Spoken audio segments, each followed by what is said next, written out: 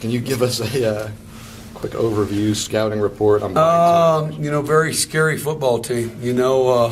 Very capable. They've been in the record doesn't indicate what they've done, but they've been in a lot of ball games here lately. Taken to you look at Clemson, you look at BC, you look at Syracuse. Those games have ended up extremely close, and these guys are a player or two away from instead of being 2-7 or being 5-5 or whatever it may be, or 4-5, whatever it may be. So BCS program that's got good skilled kids, got a young quarterback, but you give him time, he's a good player. I think they've got very good receivers. So very capable. We're not underestimating anybody. We got to just go continue to build on what we did this last week. But very capable. Why are they so bad running the football? I mean, statistically, they're I don't know. I think you got a lot of minus yardage plays. I think that's the big thing. Whether it's I think I looked at they've given up 37 sacks or something in that range. That's a big part of that, I think.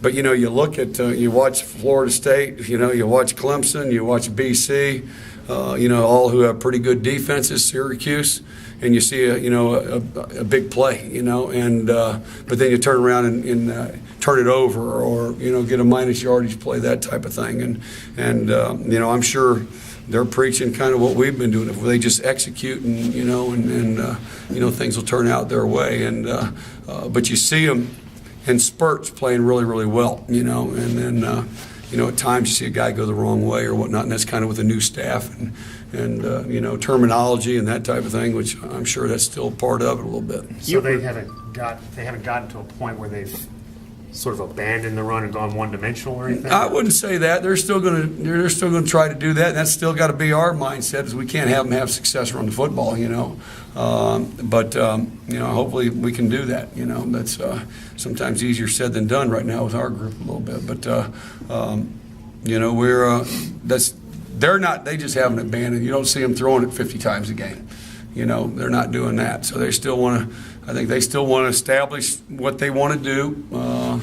I still think they're trying to figure out what their strengths are and that type of thing a little bit. But but at the same time, we got to do what we got to do. And if we execute, that's really kind of what we're focusing on. Is we've got to continue to build on what we've done. I thought we did a much better job of executing and eliminating the real big long play that's been kind of our nemesis this year so far. You said last week you may be a little disappointed with how your safeties had tackled this year. Was that one of their better games? I thought it was. Kai Sean was in on, I think we had him as 13 tackles and 5 assists or something like that. But, that was kind of that offense, too, with that slot and they were trying to do some different things. And, we had him tracking that guy with, bringing he kind of takes you to the ball a little bit. So, but yeah, I thought that was one of their better, one of his better games, without a doubt. And he was our player of the game, from the coach's standpoint. You were pretty excited about Matua Puaka back in the spring, and then he maybe sort of dipped a little bit in August. Are you seeing the kind of player you thought you'd have? Yeah, I think, any of it, like we said, you get into spring practice, that's totally different than going in Lane Stadium playing, another opponent. You kind of get used to doing the same. You see things, but then all of a sudden, how are they going to handle, when the lights come on, so to speak? And, I thought he played a little bit passive against Miami, even though he didn't play just bad. But I tell you, you just saw him improve so much from week 1 to week 2. And then you saw him improve, continue to improve last week, And the one thing he's a good tackler for the most part. He hits them and can knock them back. He's got some flexibility, can bend his body. He's only going to continue to get better. And I like where he is right now. Is he where he's going to be? Not anywhere close. But he's improving each week, and that's exciting from a coaching standpoint to see what the future holds for him. He was talking to us yesterday. He said he has a rugby background from New Zealand. Yeah, Do you ever know any of that? I didn't know any of that. It doesn't surprise me, But he's just a tough, hard-nosed kid. And there was one time on the sideline, they kicked a field goal, and I was like, "What's wrong?" I thought he kind of had it, and something was wrong. And he said that he was upset because they scored. So, which I like. I like that mentality. You know, I want those guys that hate to lose, and you know, every yard's a fist fight, and you know, every yard matters, and you know, he's playing it that way. So, you know, I appreciate that. What'd you guys do after? Go ahead. What'd you guys do after the first quarter? They kind of went up down the field in the first. Well, and you shut know, they down. hit us on a couple pass plays, and then they ran a little speed option. You know, we didn't fit that up right, and then they ran a little different counter play. We worked on that quarterback counter play, but they did it out of a different formation, so we had to just catch up with that a little bit. And you know, and then the game changer was Deion's you know, interception, and you know, we took it back 98 yards, you know, and I think that gave our kids some hope and some momentum, and you know, all those things that combined when you're in competition, and you know, we settled down a lot. You know, I don't even know what they had after that, but I know they didn't get 150 after the first for the next 3 quarters, and we're capable of doing that if we execute. And I think, to be honest with you, I think David Cutcliffe and their offense, they've got a system. They do a great job of, you know, taking what the defense gives, and you know, I thought we did a nice job of at least, you know, our kids were in good position for the most part, you know, so that was part of our success too. And then we made a couple big plays, you know. So I meant to ask Frank this on Monday, but Daddy looked like he had a really good game, but he looked like he was nicked up a few times. He was holding his wrist. Yeah, he one time, broke his hand finger. looked like He was broke holding his balls finger. another time. He got kicked in the. Okay. He made a play, and Yeah. his guys, you know, one time he was laid out on the field. Yeah, he got hit in the private area, but. He played with a broken finger. It's been kind of broke the last couple of weeks, and he really hasn't done much with it, and kind of shows you his toughness. And then, you know, finally got it x-rayed, and so, but that's been bothering him a little bit. You can see him always kind of doing that. Yeah. But it's, you know, but now we can cast it and do some things that, you know, hopefully will help his hand, and, you know, and at least protect it a little bit. So will he play with a club Saturday? It won't be a club. I'm sure they'll just kind of tape it up and keep it tight and that type of thing, where he can use his. I think he can use his other fingers. Not going to be one of those kind of deals. Yeah. I guess Chase was kind of emergency on Saturdays. Yeah, he was. Better? He's better. You know, he feels better. You know, there's still some issues with that knee. Still some, you know, looseness that he's letting them to be communicating that to the. Our training staff, and they're, you know, that allows them then to tape it a certain way and to keep that, you know, stability where the flexion is. It's kind of at a certain point he's pretty strong, and another point it kind of gets wobbly or loose on him. So that's something that's kind of like NASCAR. They're kind of cranking that wedge or whatever they do on that thing. You know. So anyway, Track bar adjustment. Yeah, do a track bar adjustment. That's right. That's what they're doing on. Coach Clausen said that the Wildcat is like such a part of every team now, that every team gets ready for it. How much time in a week do you spend, or is it still dictated by the opponent, how much they've shown it, getting ready for that package in case somebody rolls it out? You know, we've got a plan for it if we see it. These guys haven't really run it, what we've seen, unless you're telling me something that they're, you know. I was asking them yeah. about you, but yeah. We've got a plan, you know. It's but you know, we'll go to it once we see it. You know, probably our first thing would just check into base coverage or base defense, and then we'll adjust after that. But we do have a plan for it. It's kind of that stuff we worked on in the spring and that type of thing. So.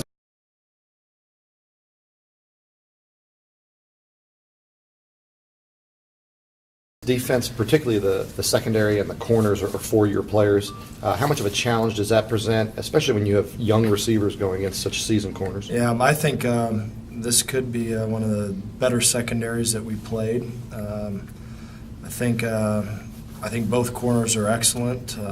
They played together. They're smart. They break on the ball. They understand route combinations when they're in zone. I think they're really good, these two corners, without a doubt. And I think the safeties are good too, but obviously the two corners are getting a lot of the attention. I think they're good players for sure. They're really good. Is there a certain level of, like a fourth year, a veteran corner knows some things he can get away with, knows some things he can anticipate, that maybe is a tough challenge for your young kids because they haven't Well, you just answered it right there in terms of that's a little bit what we're going through right now.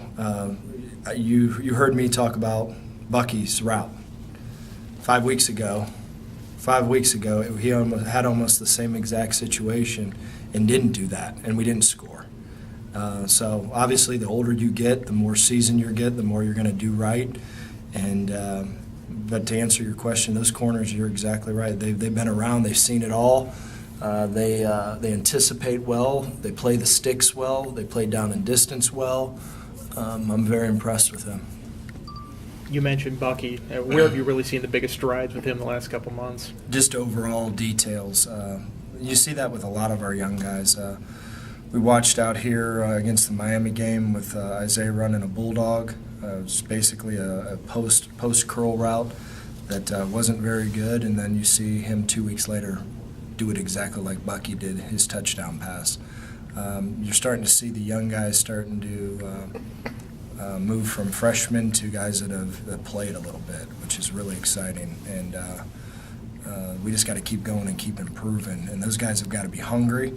They've got to practice every single day, understanding what the goal, the end goal in mind is, and keep improving. So we saw a little bit of that with Bucky on Saturday, which was really, really exciting. That route that he ran, and just like I said, it was textbooked. It was exactly what you're supposed to do.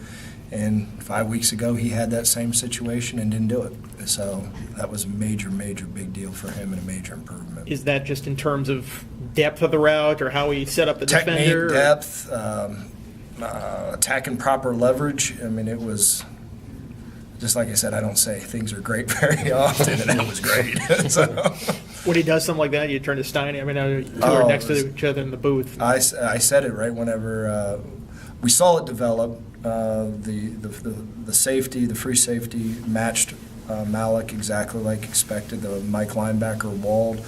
We had outside leverage with two with the nickel. He attacked his leverage. He pushed up to proper depth. He stuck it to make it look like it was a corner route, ran to the post, and you could have punted it there. I mean, it was perfect separation, perfect timing, perfect rhythm, and as soon as the ball left Michael's hand, I said that was an unbelievable route. I mean, you saw the separation. That was really exciting. I mean, really, really exciting. Jerome do anything today? Right? Did he do anything today? And is he in the mix? He did a little bit. We'll see where that's going to be at the end of the week. Same thing with Trey. Yeah, same deal. Have you ever had a running back No, I've never. cursed, it seems like? I mean, No. I think we looked on the board. I think when it's all said and done, I think there's anywhere between 9 and 12 guys that were with us on the offensive side of the ball that aren't with us now from season-ending injuries. And from Brian Benedict, I mean, you can go on. And I looked at them because we have a list of guys, and it's this long. I mean, it's unbelievable. But I've never seen at the running back position 4 guys, 5 guys go down the way that they have. I mean, it's brutal. But what can you do? You know, you can sit and pout and complain and all that other stuff. But at the end of the day, we got to play on Saturday. We got to find a way. And things aren't easy right now. But you got to find a way to get it done. You got to find a way. offensive line-wise, it seems like the run blocking was better than the pass blocking maybe last Saturday. Sort of a little reverse of maybe what it's been this year. Yeah, and we joked about it. There was anywhere between, I think, 5 and 8% pressure on first down, and I think it went up to like 10% on second down. That was Duke overall, and it from the play one to play, it was a blitz fest. Here we come, and we had to adjust some things in terms of protection because we didn't anticipate it early on first and second down. We anticipated it on third down, and but we had to react and change quickly our overall thought process versus Duke. So that was a championship game for them, and they said, heck with it, we're coming out and we're going to try to win the game, and they did. And they did some things that were really good, and thought we adjusted, and we made some adjustments, and particularly on third down with their blitz, it was ugly, but whenever it needed, like we checked to a max protection versus the 11 up heat, 2 plays before we hit Bucky on the touchdown, hit Bucky on the corner route down to the 3 or 4, I believe. And yeah, they went after you. They did. That's the first time since the Alabama game that Willie didn't have a catch. He didn't really have a target. The one that he got credit for was a throwaway. Was that just because you played so much 2 tights and he's a 3 wide receiver absolutely. guy? Or? There's times that you walk into a game and this certain guys are going to get certain touches, and there's times that you game plan. I remember, game planning for a particular receiver at another school that we said he was going to get it 15 times, and they ended up bracking him the entire times, and he touched it once. And it ended up being check downs everywhere, and other guys got the ball. So obviously you're trying to get the ball to certain people and all that, but at the end of the day, the way the system's set up is that we're weaving to the open receiver. It's not we're going to throw it to Bucky every time. That's just the way it worked out in that game. And for the first time, Willie didn't have the amount of snaps that he normally had. We were in 12 personnel the majority of the game. So and there was reasons for that. There was blitz pickup things that we had to do. Bucky, we can't bring Willie back in the backfield to protect. So there was reasons for that. There was reasons for that. But we're gonna I think Willie's a very good player, and he'll have his days. He got a lot of touches in the Boston College game, and he'll have his time.